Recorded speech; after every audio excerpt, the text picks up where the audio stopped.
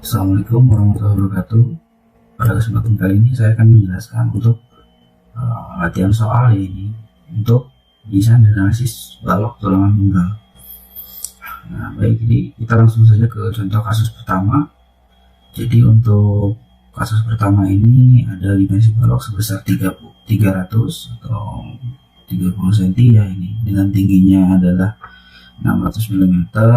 Lalu kemudian ada balok tersebut menggunakan material beton-betulan dengan kuat tekan bentuk silinder diameter 150. Ini standar pengujiannya itu seperti ini ya, dan pengujian di laboratorium itu didapatkan sebesar F aksen C ini adalah sebesar 30 MPa. Lalu kemudian kuat tarik lulu baja atau FY nya adalah sebesar 390 MPa. Lalu kemudian pada balok tersebut dipasang tulangan tarik pada daerah tumbuhan ini sebanyak 2 lapis, yaitu 7D19 atau jumlahnya 7 menggunakan diameter tulangan 19. Nah, yang menjadi pertanyaan adalah berapa kapasitas balok tersebut. Nah, jika tanpa pertimbangan overstress factor ini, hanya pertimbangannya adalah nilai FY saja. Nah, lalu kemudian F aksen C adalah sama dengan 30 MPa. Ini yang tadi ada di soal. Nah, dari F aksen C ini tidak bisa menghitung beta 1. Ketika F aksen C nya lebih dari 28, maka harus dihitung dengan rumus ini. 0,85 min 0,05 per 7 dikali F aksen C min 28. Nah, ketika dikurang F aksen C kalian nanti kurang dari 28, maka langsung saja dipakai nilainya 0,85. Nah, pada kasus ini F aksen C kita adalah 30 MPa, sehingga kita hitung menggunakan rumus sehingga didapatkan sebesar 0,836 untuk beta satunya atau koefisien blok tekan Whitney-nya. Lalu ada yang ini ada ragangan kritis beton, ini nilainya kita asumsikan adalah 0,03 ya, ragangan kritis beton. Lalu kemudian FY atau tegangan lulu bajanya adalah 390 MPa. Kemudian modulus elastisitas adalah 200.000, ini kita asumsikan karena tidak ada di soalnya. Lalu kemudian epsilon G atau batas ragangan lulu baja, jadi ini FY dibagikan dengan modulus elastisitas, maka kita mendapatkan adalah sebesar 0,02. Nah, lalu kemudian ada tulangan tarik. Ini tadi kita ketahui bahwa tulangan tariknya adalah 7D19, artinya jumlah tulangannya adalah 7. Jumlah tulangannya adalah 7. Lalu kemudian diameter pokoknya menggunakan 19 mm. Lalu kemudian ada luas per diameter pokoknya, ini tinggal dikalikan saja dengan luas lingkaran ini 1/4 pi diameter pokok kuadrat. Lalu kemudian ini kita dapatkan luas diameter tulangan pokok per diameter 19 ya ini. Lalu kemudian ada AS terpasang. Nah, AS terpasang ini maksudnya luas tulangan tarik, sehingga tadi jumlah tulangannya adalah 7 dikalikan dengan luas per tulangannya ini, sehingga kita dapatkan luas tulangan tariknya semuanya ini untuk 7D19 ini. Lalu kemudian ada tulangan senggang, ini karena tidak ada di soal. Nah, ini kita gunakan saja misalkan 10 mm. Nah, lalu ini kita dapatkan untuk lebar balok kita pakai 300, untuk tinggi balok kita pakai 600. Lalu untuk selimut beton ini kan belum ada, nah kita asumsikan saja karena nilainya ini untuk balok biasanya 40 mm ya, biasanya ini seperti itu. Lalu kemudian ada kontrol konfigurasi tulangan. Nah, tadi kan itu tulangannya adalah 7D19, cuman dipasang di 2 lapis, tapi tidak dijelaskan apakah 3 di atas lalu sisanya di bawah, atau 4 di atas sisanya di 3-nya di bawah. Nah, ini kita konfigurasikan saja. Nah, untuk konfigurasi tulangan sendiri ini jadi diusahakan paling banyak ini lapis pertama ya, karena nanti titik beratnya akan semakin ke atas, sehingga nanti tinggi efektif baloknya itu akan semakin besar, dan itu membuat nanti momen nominalnya pun semakin besar, jadi semakin efektif. Nah, untuk pada kasus ini kita pakai tulangannya 7D19, sehingga kita coba menggunakan lapis pertama kita pasang 5 buah, lalu kemudian lapis kedua adalah 2 buah. Nah, kita kontrol jarak tulangannya. Nah, pertama ini adalah lebar balok dikurangi dengan ini 2 PB atau 2 kali selimut beton. Ini kan ada selimut beton 2. Nah, kita cari jarak-jarak ini, jarak-jarak sela-sela ini berapa. Nah ini lebarnya dikurangi dengan selimut beton ada 2, lalu kemudian dikurangi juga dengan 2 kali diameter sengkang. Ini merah adalah sengkang diameter 10, lalu kemudian ditambah dengan M atau M nya itu adalah tadi 5, M 1 5, 1, 2, 3, 4, 5.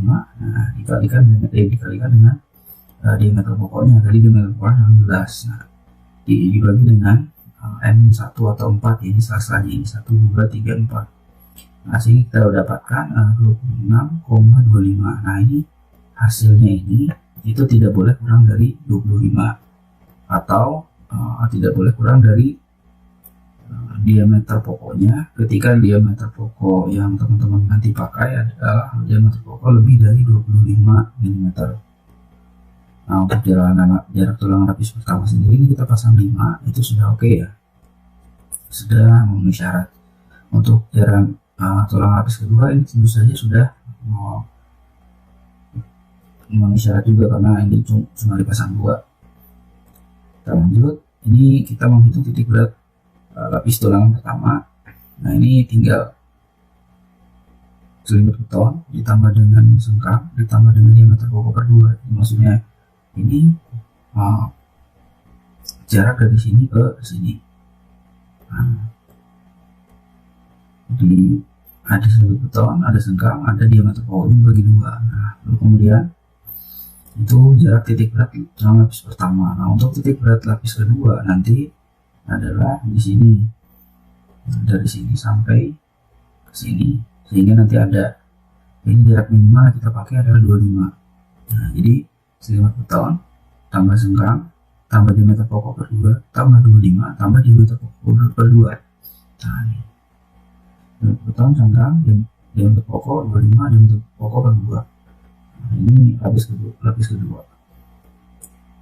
Lalu kemudian tinggi efektifnya. Nah tinggi efektifnya nanti tergantung dari titik berat lapis pertama dan lapis kedua. Nanti kita tinggal kalikan saja seperti ini, jadi tinggi balok dikurangi dengan, nah ini titik berat yang lapis pertama dikalikan jumlahnya ditambah dengan titik berat lapis kedua dikalikan dengan jumlahnya yang jumlah lapis kedua, tulangan baris kedua dari atas. Nah dibagi dengan N1 tambah N2 atau jumlah di lapis pertama atau ditambahkan dengan lapis kedua yang 7 tadi itu ya, sehingga D nya itu kita dapatkan atau tinggi efektifnya sebesar 527 sekian milimeter lah, ini 528 jadinya ya dapatkan. Lalu kemudian ada DT atau tinggi efektif dari tulangan terluar. Nah ini kalau DT ini khusus nanti untuk menghitung nilai epsilon C. Nah ini karena dipasangnya 2 lapis sehingga DT nya ini beda nanti. Nah untuk DT sendiri ini nilainya tetap, nah DT ini adalah yang ini nanti, ini pas di tulangan tarik terluar titik beratnya, sehingga DT itu sebenarnya sama dengan yang titik berat tulang lapis pertama. Ini nilainya 59,5, ini juga 59,5, sehingga nanti H dikurangi XV1 sama dengan ini DT nya. Nah lalu kemudian ada kita analisis balok tulangan tunggal. Nah untuk diagram sendiri kita pakai yang AS nya di atas ya, ini ada tulangannya 2 lapis, lalu kemudian ada TS, itu TS ini adalah sejajar dengan epsilon S, lalu kemudian ada DS, ini nanti kita tadi kalau sudah kita hitung DS itu maksudnya yang ini ya, DS itu yang saya ngejabarkan untuk DS nya sendiri. Ini ada yang penting itu adalah D nya, D nya ini adalah ini saya hitung, H dikurangi dengan DS, ini DS nya. Nah untuk DT nya nanti ada di tulangan pertama ini. Nah untuk yang pertama kita hitung nanti adalah syarat rasio tulangan dulu. Jadi kita mulainya adalah dari syarat rasio tulangan. Nah yang pertama kita hitung dulu C atau tinggi garis netral dari kondisi balance. Nah untuk rumusnya ini seperti ini ya, epsilon C dibagi dengan epsilon C ditambah dengan epsilon Y dikali dengan tinggi efektif. Nah maka sama dengan 319 sekian milimeter untuk tinggi garis netral kondisi seimbang. Nah, jadi ini fungsinya nanti untuk mengontrol tulang maksimumnya di mana. Nah, lalu ada CC balance atau compression concrete kondisi balance, itu sama dengan 0,85 kali efisiensi kali tinggi netral yang balance tadi kita hitung, lalu kemudian dikalikan beta 1. Ini sebenarnya A ya. Ini 0,85 efisiensi kali A kali B. A nya ini adalah C dikalikan dengan beta 1. Nah, ini kita gantikan saja, lalu kemudian dikalikan B. Nah, lalu kemudian kita dapatkan ini nanti satuannya disesuaikan menjadi ini ya, jadi Newton nih. Satuannya Newton. Yang ini softwarenya mungkin ada sedikit error, nanti disesuaikan saja. Lalu kemudian ada AS balance. AS balance ini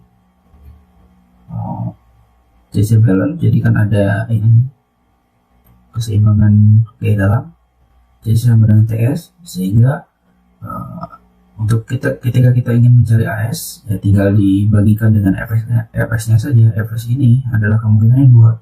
Yang pertama sudah leleh atau belum leleh. Kalau sudah leleh itu lebih besar atau sama dengan epsilon S, epsilon Y. Nah, untuk yang kondisi balance ini epsilon Y nya ini adalah sama dengan epsilon S, sehingga kita pakai FY. Nah, maka kita tinggal bagikan saja 0,85 efisiensi kali A kali B dibagi dengan FY, maka kita dapatkan luas tulangan balance. Nah, ini adalah luas tulangan balance-nya.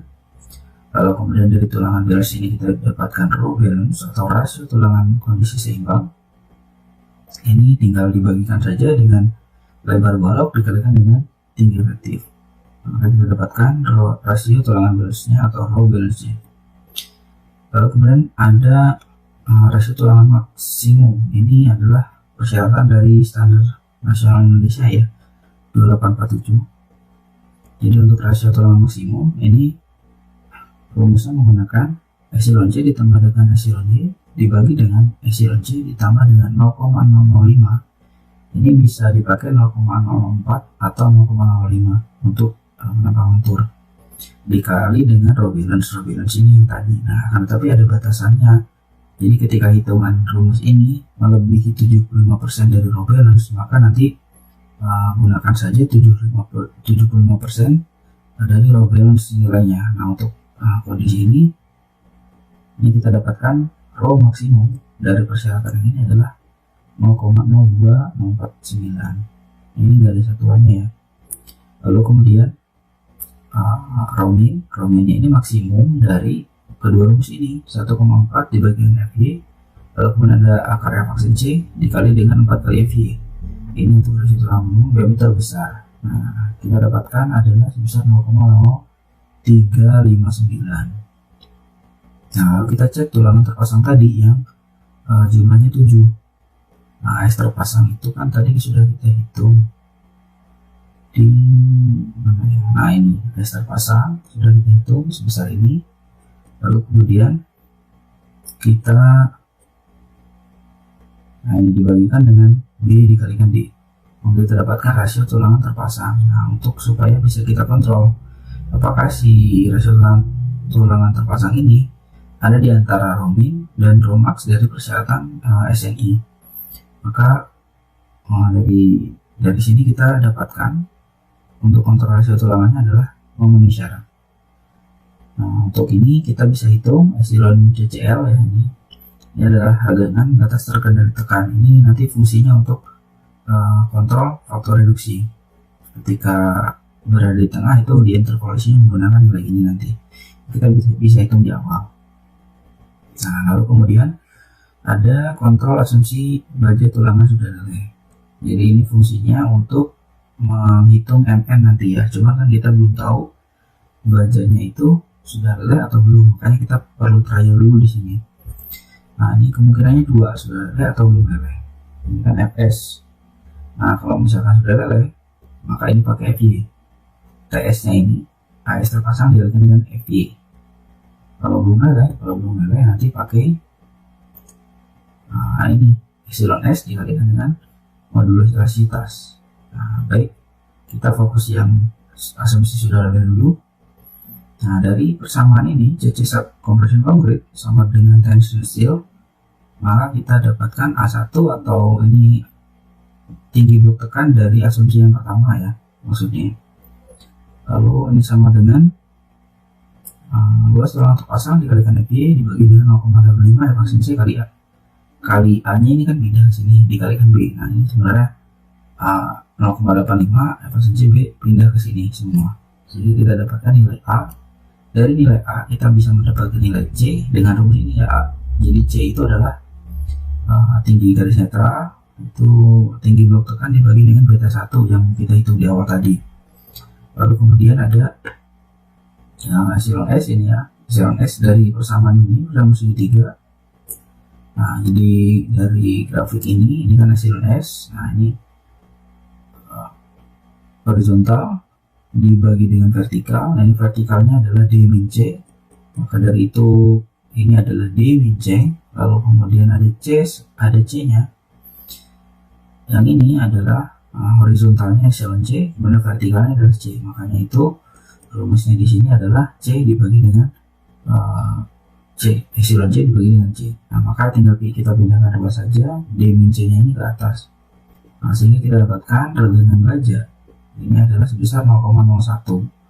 Nah, lalu regangan lelehnya adalah epsilon I tadi yang sudah kita hitung di awal sebesar 0,02. Nah, maka kontrol TS nya ini adalah baja tarik sudah leleh karena epsilon D ini berada lebih besar dari epsilon D. Maka asumsi yang pertama ini benar.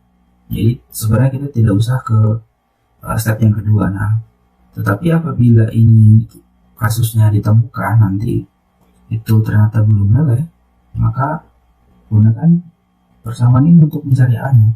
Jadi S terpasang dikalikan dengan epsilon S tadi yang kita hitung ini dikalikan dengan modulus elastisitas dibagi dengan 0,85 efisiensi kali B. Nah, lalu kemudian nanti kita dapatkan A untuk baja tarik belum leleh, tapi ini kita tidak pakai karena asumsi pertama sudah benar. Maka untuk A pakainya ini kita menggunakan A1 ya, jadi tinggi blok tekan Whitney dengan asumsi tulangan tarik sudah leleh, dan itu sudah benar, sudah kita cek. Lalu kemudian ada dari A ini kita menggunakan C pakai, tinggal A dibagi beta 1, kemudian kita dapatkan C. Dari C ini kan C nya sudah jelas, maka kita bisa hitung epsilon T nya atau regangan dari tulangan tarik terluar.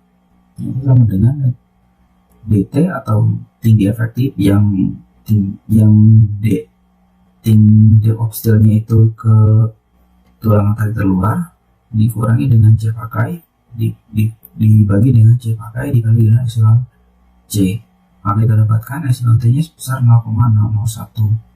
Nah, ini 0,01. Nah, untuk batasnya sendiri ini ada di SNI. Ini batas bawahnya adalah epsilon CCL, yang ini biasanya memang 0,02 ini sampai 0,005. Nah, ini kita dapatkan 0,01, ini lebih dari 0,005, sehingga ini faktor reduksinya ini kita langsung pakai dari daerah sini, sehingga faktor reduksinya adalah sebesar 0,9. Nah, langsung saja karena jauh nilainya. Jika berada di sini nanti diinterpolasi menggunakan rumus ini, 0,65 ditambah dengan 0,25 per 0,005 dikali dengan epsilon T min epsilon CCL. Nah, ini kita dapatkan 0,9 ya. Lalu kemudian kita hitung MN nya atau nominalnya. Nah, ini adalah CC ya, rumus CC dikalikan D min A per 2. Nah, ini sebenarnya dari diagram ini CC, jadi momen itu adalah gaya dikalikan jarak, gayanya itu adalah CC compression concrete dikalikan dengan Z atau lengannya, ini D min A per 2. Lalu nah, ini bersama nominal kita dapatkan nilai MN nya. Nah, kita ketika menghitung ini nanti hati-hati sekali untuk satuannya, diperhatikan jika Newton, milimeter dan sebagainya ini diperhatikan, kalau enggak nanti salah soalnya. Lalu kemudian ada MN, ini kita dari Newton milimeter, dari hitungannya kan Newton milimeter tuh. Nah, kita konversikan menjadi ini. MN-nya. Kemudian momen desain itu adalah MN dikalikan dengan faktor reduksi. Nah, ini adalah momen kapasitasnya yang kita diminta dihitung di awal tadi. Nah, ini kan berapakah kapasitas balok tersebut jika tanpa mempertimbangkan efisien faktor. Nah, jawabannya adalah ini. 332,528. Prosesnya adalah seperti yang saya jelaskan tadi.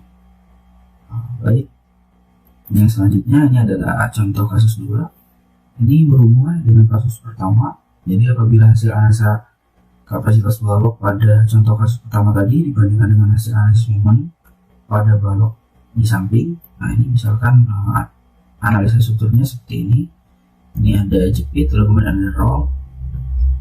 Nah, apakah pada balok pada contoh kasus pertama ini mampu menahan beban yang ada? Nah, jadi ini nanti ada WU-nya. WU-nya adalah sebesar ini, 105 kN per meter. Nah, lalu berikan penjelasan tentang langkah selanjutnya apabila balok tidak mampu menahan beban yang bekerja. Nah, nanti kita hitung saja ini L-nya atau panjang bentangnya adalah sebesar 7 meter. Nah, kita hitung saja coba momennya sebesar, kita menghitung nih, hitung momen negatif, momen ultimate negatif ya. Nah, karena tadi di tumpuan, daerah tumpuan itu daerah sini, sehingga kita pakai rumus ini.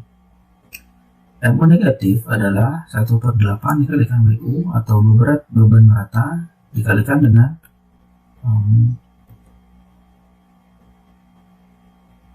bentang baloknya. Nah, ini dikuadratkan, itu sama dengan 643. Nah, ini kita dapatkan cukup jauh ya, ini hampir 2 kali lipatnya. Nah, untuk syarat aman sendiri ini MN dikalikan faktor reduksi atau momen desain tadi, yang ini, yang di kasus pertama itu harus lebih dari MO negatif. Nah, ini kebalikannya, ini tidak lebih besar jadinya, sehingga ini hampir 2 kali lipatnya, sehingga momen nominal dikalikan faktor reduksi masih lebih kecil dari momen ultimate. Hal ini berarti balok pada contoh kasus pertama tidak dapat menahan beban yang bekerja pada contoh kasus kedua. Nah, ini. Lalu kemudian langkah yang dapat dilakukan itu melakukan evaluasi terlebih dahulu dimensi balok berdasarkan momen ultimate yang sudah didapatkan. Jadi momen ultimate kita sudah dapat segini, 643 ini km/meter. Nah, ini cara alternatifnya itu bisa menggunakan rumus koefisien resistennya atau Rn. Nah, kemarin itu ada sempat yang bertanya bedanya rumus Rn dan rumus yang pakai Mn untuk mendapatkan rasio tulangan perlu. Nah, itu nanti itu saya sebelumnya sudah pernah membuatkan video perbandingannya, ini sama saja yaitu.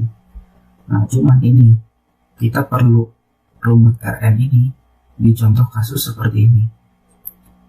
Ketika momennya kita ketahui, lalu butuh berapa sih tampangnya yang efektif. Nah, Rn ini fungsinya di sini. Nah, jadi Rn atau koefisien resisten adalah sama dengan momen nominal dibagi dengan B atau lebar balok dikalikan dengan tinggi efektif dikuadratkan. Nah, ini yang pertama. Langkah selanjutnya adalah substitusi nilai momen nominal pada persamaan koefisien resisten dengan menggunakan momen ultimate dibagi dengan faktor reduksi. Nah, jadi sebenarnya dari ini ya, syarat aman ini adalah MF itu sama dengan K2 saja. MU ini kan harus dikalikan dengan faktor reduksi, maka kita pindah luaskan saja, jadi MN-nya ini adalah sama dengan MU dibagi dengan faktor reduksi. Nah, karena itu MN-nya kita substitusi dengan ini supaya nilainya lebih pasti. Nah, ini MO negatif dengan faktor reduksi, lalu kemudian MO negatif faktor reduksi dibagi dengan B kali D itu sama dengan RM B kali D kuadrat. Nah, lalu ketika kita sudah dapatkan nilai Rn ini, nah ini berdasarkan nilai koefisien resisten atau Rn yang didapatkan. dapat kita hitung dari nilai rasio tulangan perlunya berdasarkan persamaan bawah ini. Nah, ini persamaannya juga di video saya sebelumnya ya, penurunannya seperti apa, atau perbandingan juga. Ini ada 3 cara. Ini ada M-nya ini kita hitung dulu, FY dibagi dengan 0,85 kali faksin C, maka M-nya kita masukkan ke sini, Rn yang tadi sudah kita hitung dimasukkan. Nah, sehingga kita dapat rasio tulangan perlu. Nah, setelah dapat rasio tulangan perlu, itu berdasarkan persamaan koefisien resisten, maka dapat kita kalikan rasio tulangan perlu tersebut dengan lebar balok dan tinggi efektif. Nah, dengan asumsi tulangan tarik 2 lapis, sehingga lebar dan tinggi yang dimaksud didapatkan dari hasil evaluasi dimensi balok menggunakan koefisien resisten pada langkah sebelumnya. Hal ini kita lakukan untuk mendapatkan nilai luas tulangan perlu. Nah, lalu kemudian setelah dapat nilai luas tulangan perlu, ya kita dilakukan saja trial seperti awal tadi yang contoh kasus pertama itu konfigurasi tulangannya seperti apa, kita coba. Lalu kemudian analisis kapasitas balok, nah hingga mengevaluasi kembali dengan nilai momen ultimate negatif yang sebelumnya kita gunakan, apakah sudah sesuai atau belum. Lalu jangan lupa juga syarat tulangan, syarat luas tulangan dan sebagainya kita cek. Ini untuk step-stepnya ya, untuk menjawab pertanyaan ini. Berikan penjelasan langkah selanjutnya apabila balok tidak mampu menahan beban yang bekerja. Nah, lalu kemudian ini contoh kasus yang ketiga. Ini desainlah balok pada contoh kasus pertama beserta tulangannya untuk pengulangan longitudinal. Jadi supaya dapat menahan momen ultimate negatif pada contoh kasus 2. Nah, material properties yang digunakan itu sama seperti contoh kasus pertama. Jadi FY, F aksen C, beta 1 nantinya sama ya. Nah, jadi untuk solusi kasus ketiga ini suruh desain.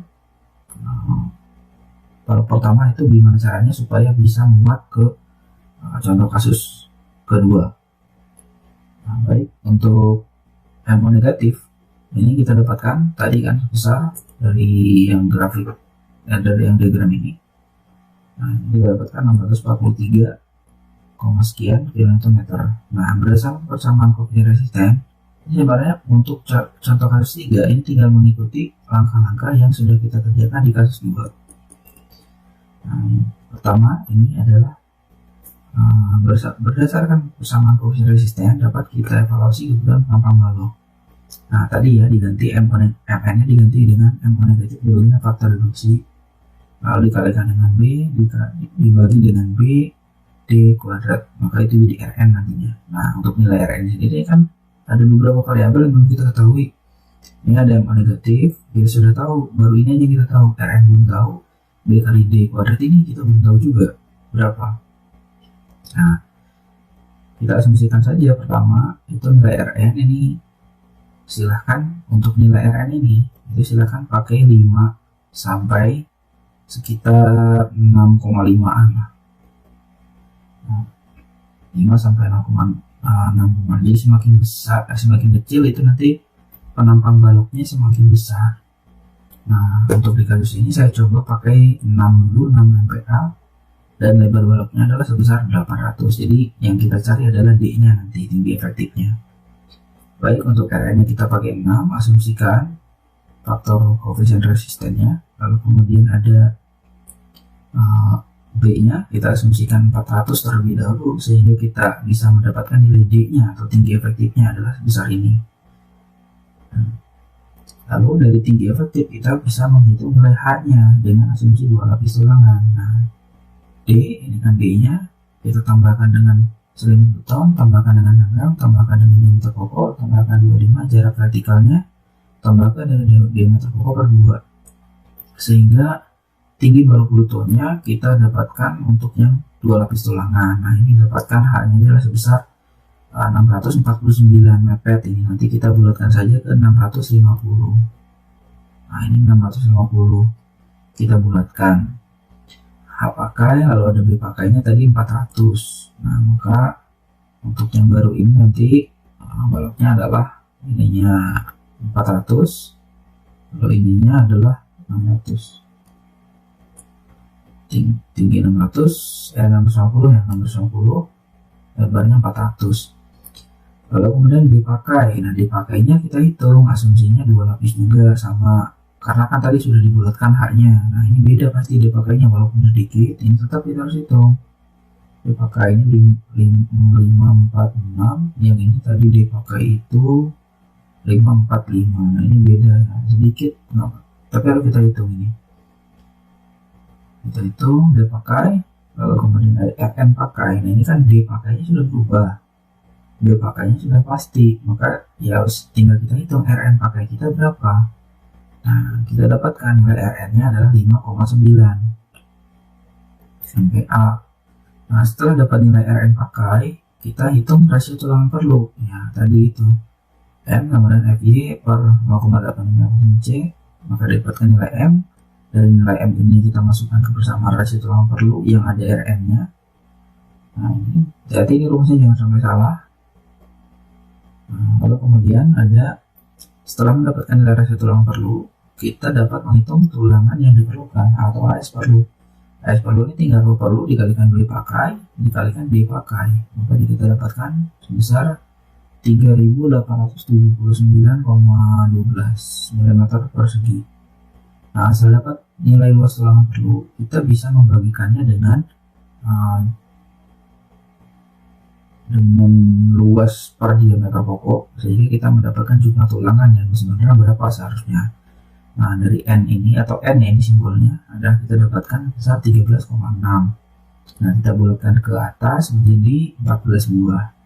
Nah 14 buah ini ya asumsinya 2 lapis, kita coba saja bagi 2 langsung di 7. Lapis pertama kita pasang 7, lapis kedua kita pasang 7 juga, ini 14. Lalu kita cek jarak tulangan horizontalnya ini cukup atau tidak.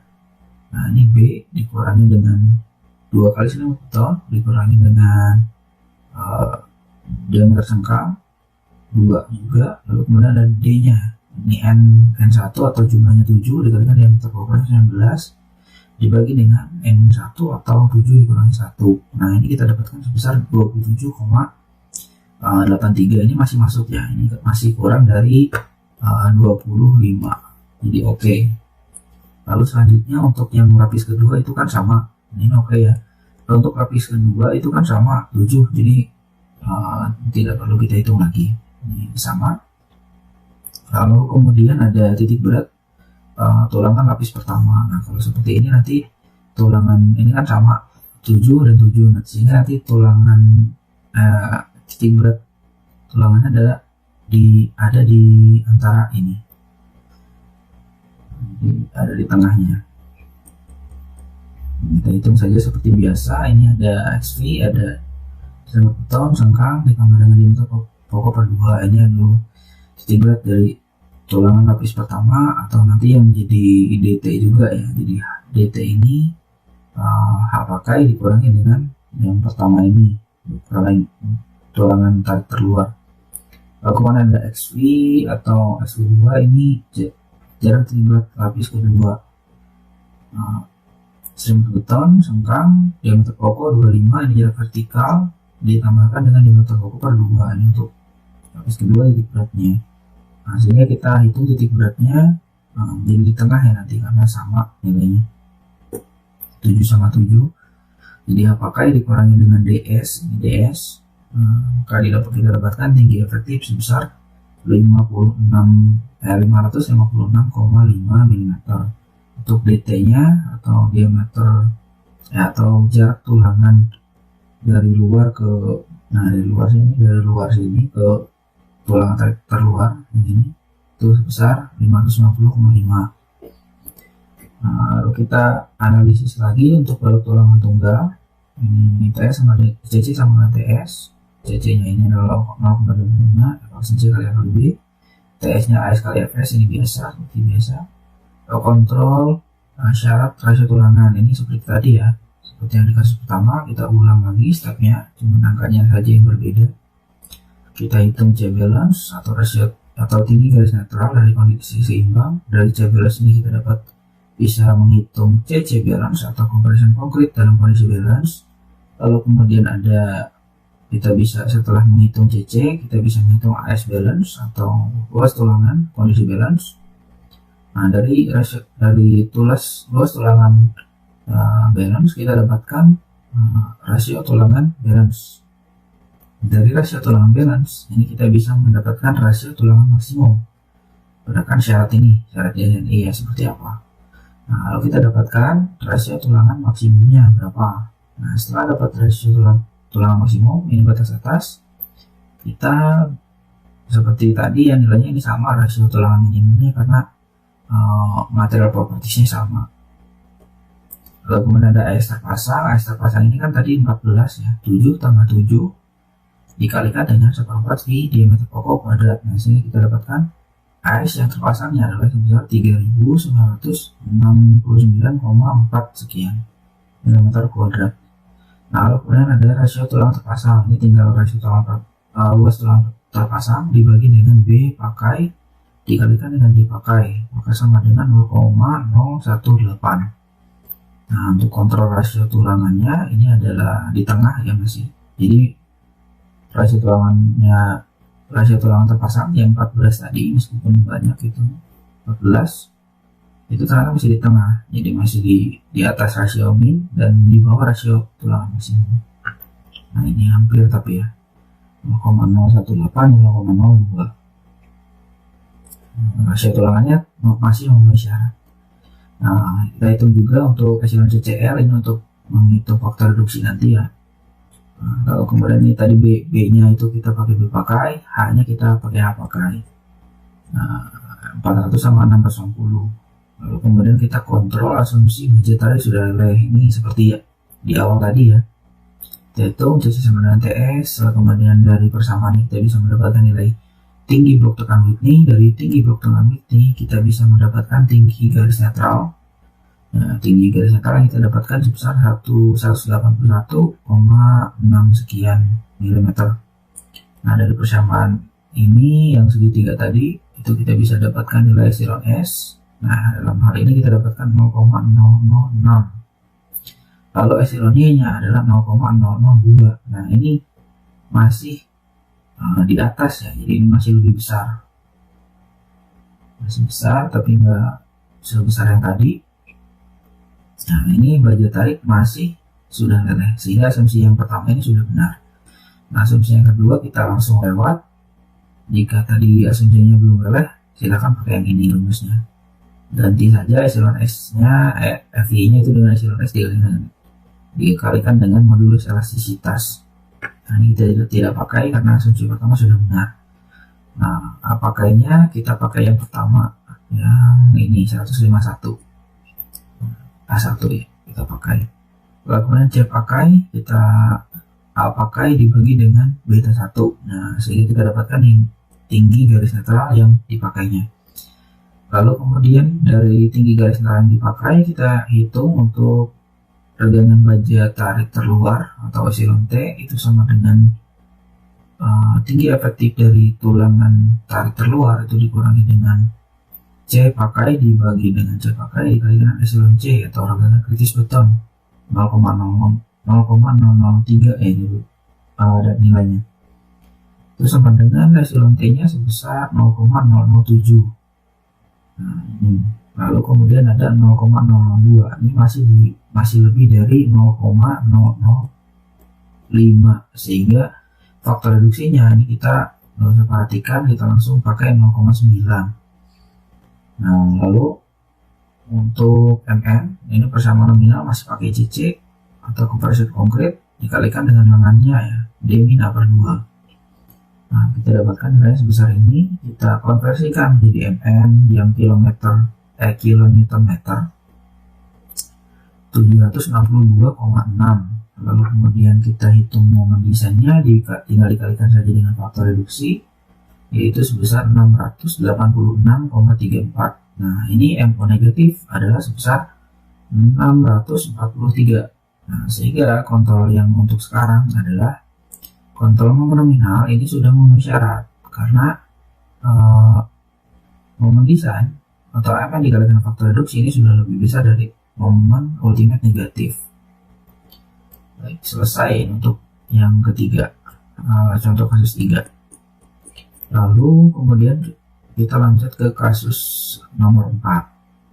kasus nomor 4 ini adalah apabila kombinasi beban gravitasi yang digunakan untuk beban rata atau WU ini notasinya pada contoh kasus 2 adalah sebagaimana persamaan berikut, yaitu 1,2 D atau 1,2 dead load beban mati ditambah dengan 1,6 dikalikan dengan beban hidup. Nah, lalu beban hidupnya ini adalah sebesar 55 kN per meter.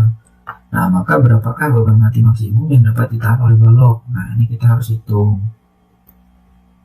Cara menghitungnya ya tinggal lihat saja rumus ini. M minus nih 1/8 dikalikan dengan WU dikalikan dengan L kuadrat. Maka ini 8 tinggal pindah ruas ya. Ini kita tahu nilainya. WU kita tahu itu kan, nah ini kita pecah dulu WU-nya. WU-nya ini itu kan adalah 1,2 D plus 1,6 L. Maka WU ini kita ganti dengan ini sehingga persamaannya menjadi ini. M negatif sama dengan 1/8 kali 1,2 D plus 1,6 L dikali dengan L kuadrat. Nah, untuk L kuadratnya sendiri ini kan tadi itu contoh kasus kedua adalah 7 meter, MO negatifnya adalah sebesar ini. Nah, MO negatif berarti MO negatifnya ini jangan pakai MO negatif yang dari hasil hitungan ini, tetapi pakai yang hasil balok yang di kasus 3 yang 686.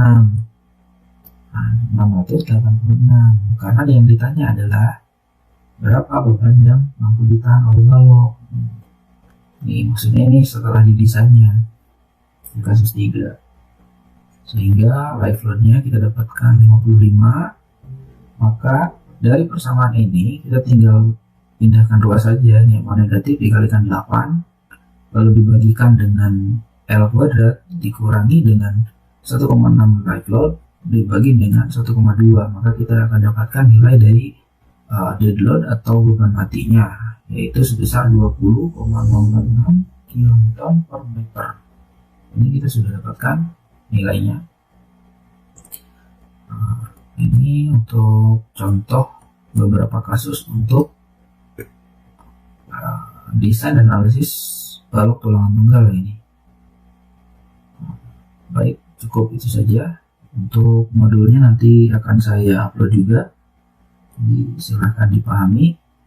Mohon maaf apabila ada kesalahan. Assalamualaikum warahmatullahi wabarakatuh.